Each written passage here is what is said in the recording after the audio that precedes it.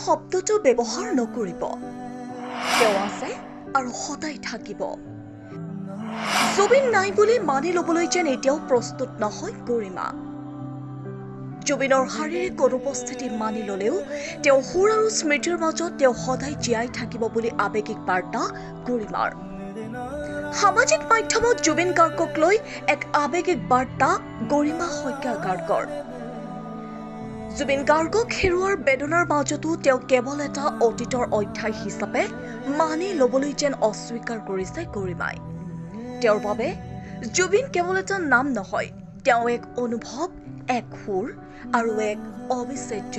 উপস্থিতি সামাজিক মাধ্যমত গৰিমাই অনুৰাগীসকলক আহ্বান জনাইছে জুবিনক লৈ মৃত্যু শব্দটো ব্যৱহাৰ নকৰিবলৈ কাৰণ শাৰীৰিক উপস্থিতি নাথাকিলেও তেওঁৰ গান তেওঁৰ সৃষ্টি আৰু তেওঁৰ স্মৃতিৰ মাজেৰে জুবিন সদায় জীয়াই থাকিব জুবিন গাৰ্গৰ কণ্ঠ আৰু সৃষ্টিয়ে ইতিমধ্যে অসমীয়া সংগীতৰ ইতিহাসত এক সুকীয়া স্থান দখল কৰিছে সেয়ে হয়তো গৰিমাৰ এই কথাই আকৌ এবাৰ মনত পেলাই দিলে মানুহ এজন আঁতৰি যাব পাৰে কিন্তু তেওঁৰ সৃষ্টিৰ মাজেৰে তেওঁ কেতিয়াও আঁতৰি নাযায়